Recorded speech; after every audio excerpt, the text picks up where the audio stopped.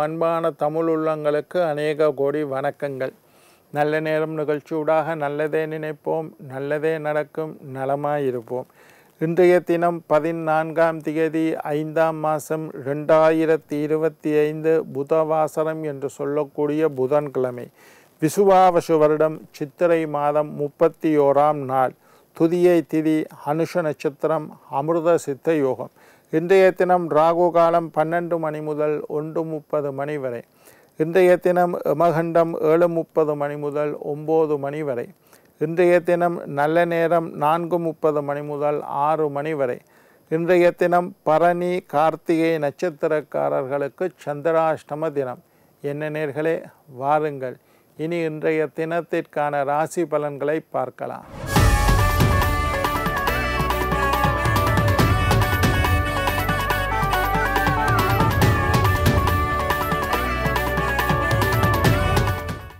மேஷம் போட்டி, ரிஷபம் வரவு, மிதுனம் நன்மை, கடகம் லாபம், சிம்மம் கீர்த்தி, கன்னி பரிவு, துலாம் பாசம், விருச்சிகம் சலனம், தனுசு உயர்வு, மகரம் நிம்மதி, கும்பம் பாராட்டு, மீனம் ஓய்வு.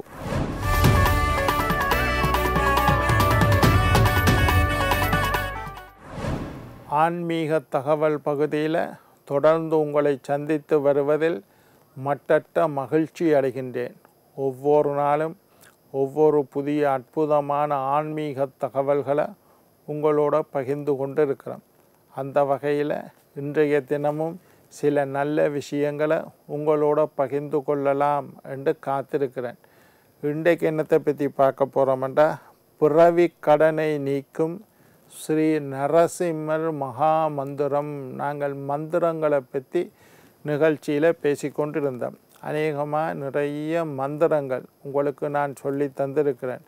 பிள்ளையாருக்கு சொல்லக்கூடிய மந்திரம், மகாலட்சுமிக்கு சொல்லக்கூடிய மந்திரம், சுமங்கலி பெண்கள் தங்களுடைய கணவன் ஆரோக்கியமாக இருக்க வேண்டும் என்பதற்காக சொல்ல வேண்டிய மந்திரம், படிக்கக்கூடிய மாணவர்கள் சொல்ல வேண்டிய மந்திரம், வீரத்திற்காக ஆஞ்சநேயருக்கு சொல்ல வேண்டிய மந்திரம், பரீட்சையில் சித்தி அடைவதற்கு சொல்ல வேண்டிய சரஸ்வதி மந்திரம், ஹயக்ரீவர் மந்திரம், அதே மாதிரி நோயில் உள்ளவர்கள் சொல்ல வேண்டிய மந்திரம், மிருத்யுஞ்சய மந்திரம், ஆயுள் விருத்திக்கு சொல்ல வேண்டிய மந்திரம், நோய் நீங்குவதற்காக நமோ பகவதே வாசுதேவாய தன்வந்திரியே அமிர்த கலசகஸ்தாய சர்வாமய விநாசனாய திரைலோக்கியநாதாய மகாவிஷ்ணவே நமஹா தன்வந்திரிக்கு சொல்ல வேண்டிய மந்திரம், படிக்கிறதுக்கு பிள்ளைகளுக்கு ஞானானந்தமயம் தேவம் நிர்மல ஸ்பரிகாகிருதி ஆதாரம் சர்வ வித்யானாம் ஹயக்ரீவம் உபாஸ்மயே ஹயக்ரீவர் மந்திரம்,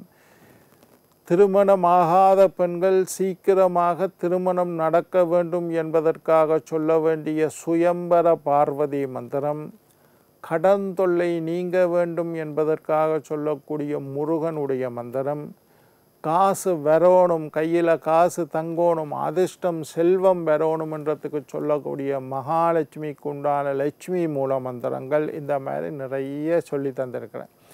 அடிக்கடி மந்திரங்களை பற்றி நிறைய பேர் எனக்கு ஃபோன் பண்ணி, ஐயா நீங்கள் மந்திரங்களை பற்றி சொல்லலை கிட்டடியில், எங்களுக்கு சில மந்திரங்களை சொல்லித்தாங்க ஐயா, ஒரு கிழமைக்கு ஒரு மந்திரம் சொல்லித்தாங்கன்னு கேட்கிறேன். சரி, இன்றைக்கு நரசிம்மர் மந்திரத்தை கொண்டிருக்கேன்னு உங்களுக்கு சொல்லித்தரேன். நரசிம்மர் அவதாரத்தை பற்றி உங்களுக்கு தெரிஞ்சு கொள்ளுங்க. முதல்ல மகாவிஷ்ணுவுக்கு 10 அவதாரம் இருக்குது. கூர்மம், மச்சம், வராகம் என்று சொல்லி கடைசியில் ராமர், கிருஷ்ணர், கல்கி என்று 10 அவதாரங்கள், தசாவதாரங்கள். அதில் 9 அவதாரத்தை எடுத்துட்டார்.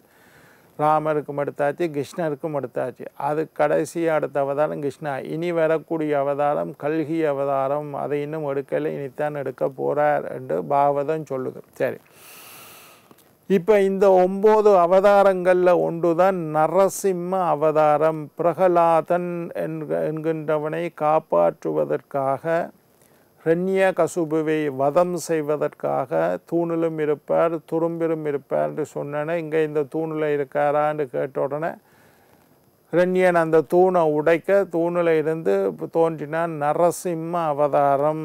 நரசிம்ம அவதாரம் எடுத்து ஹிரண்யனை வதம் செய்தார் என்றது உங்களுக்கெல்லாம் தெரியும். பிறவிக்கடனை நீக்கும். பிறவிக்கடன் என்ன? நாங்கள் வாங்குகிற காசு 50 லட்சம் ரூபா 5 லட்சம் ரூபா கடன் வாங்கிட்டும் கொடுக்கப்பட முடியலைன்றதெல்லாம் சாதாரண கடன், வெறும் காசுனால் வந்த கடன். இது பிறவிக்கடன் என்பது நாங்கள் செய்த கர்ம வினைகள், பாபங்கள், சாபங்கள், தோஷங்களோட சம்பந்தப்பட்ட, புண்ணியம் சம்பந்தப்பட்ட கடன்.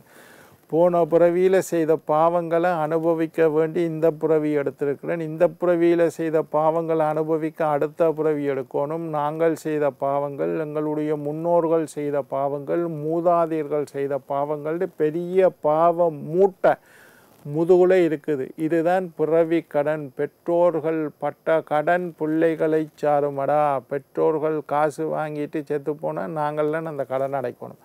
அதே மாதிரி பெற்றோர்கள் பாவத்தை செய்துவிட்டு சென்று விட்டார்களாக இருந்தால் பெரிய இதுதான் பிறவி கடன். எங்கட தலையில் அந்த பாவம், அவர்கள் செய்த தவறான விஷயங்கள், அவர்கள் செய்த பாபமான விஷயங்கள், அவர்கள் செய்த கர்ம வினைகளை எல்லாம் நாங்கள் அனுபவிக்க வேண்டிய சூழ்நிலை. நீங்கள் ஒன்று செய்யக்குள்ள நல்லா நினைச்சு கொள்ளுங்க, இந்த பாவம் என்னை மட்டுமல்ல என்னுடைய பிள்ளையையும் பாதிக்கும், சந்ததிக்கு தொடரும், 7 சந்ததிக்கு பாவங்கள் தொடர்ந்து கொண்டே வரும். இந்த மாதிரி ஏற்பட்டுள்ள பாவங்கள் பிறவி கடனை எல்லாம் அனுபவித்து முடிக்க வேண்டும் என்று சாத்திரம் சொல்லுது. இந்த மாதிரி பிறவி கடன்களை அனுபவிக்கக்கூடிய தைரியத்தை நரசிம்மர் தருவார். இந்த மாதிரி பிறவி கடன்களில் உள்ள பாவத்தை அனுபவிக்க வேண்டிய தைரியத்தை நரசிம்மர் தருவார். பிறவி கடன்கள் எல்லாம் நீங்க வேண்டுமாக இருந்தால் இந்த பிறவி கடன் நீங்கும் மகா நரசிம்ம மந்திரத்தை சொல்லலாம். இப்போ மந்திரத்தை பார்ப்போம். எல்லாரும் ஒரு பேப்பரும் பேனையும் எடுத்து இந்த மந்திரத்தை எழுதி வச்சு கொள்ளுங்க. ஓம் உக்ரம் வீரம் மகாவிஷ்ணும். முதலாவது வரி. ஓம் உக்ரம். நரசிம்மர் எப்பவும் உக்ரமாக இருப்பார், வீரமாக இருப்பார். மகாவிஷ்ணுவோட அவதாரம். உக்ரம் வீரம் மகாவிஷ்ணும். முன்னுக்கு ஓம், எந்த மந்திரம் சொன்னாலும் ஓம் போட்டுக்கணும். ஓம் உக்ரம் வீரம் மகாவிஷ்ணும். ஜுவலந்தம் சர்வதோ முகம். ரெண்டாவது மாதிரி. ஜுவலந்தம், ஜுவலம் ஜே போட்டுக்கொள்ளுங்க, இல்லாட்டி இஜ்ஜன்னா போட்டு மேலே குத்து. ஜுவலந்தம் சர்வதோ முகம். சர்வதோ முகம். முதலாவது வரி. ஓம் உக்ரம் வீரம் மகாவிஷ்ணும் ஜுவலந்தம் சர்வதோ முகம். முகம் என்ற எங்கட முகம். முகம். ஜுவலந்தம் சர்வதோ முகம். நரசிம்மம் பீஷணம் பத்ரம். நரசிம்மம், நரசிம்ம அவதாரம் தான் எடுத்தார். அப்போ நரசிம்மம் பீஷணம். பீஷணம் நரசிம்மம் பீஷணம். பத்ரம் பானா இத்தன்னா தானா ராணா இம்மனா. பத்திரம். பத்திரம் தானா வராது. பானா இத்தன்னா ராணா இம்மன்னா. பத்திரம். நரசிம்மம் பீஷணம் பத்ரம். மிருத்யும் மிருத்யும் நமாம்யகம். மிருத்யும் மீனா ரூணா இத்தன்னா யூனா இம்மன்னா. மிருத்யும். மிருத்யும் மிருத்யும் நமாம்யகம். நமஸ்காரம் செய்கின்றேன். நமாம்யகம். மிருத்யும் மிருத்யும் நமாம்யகம்.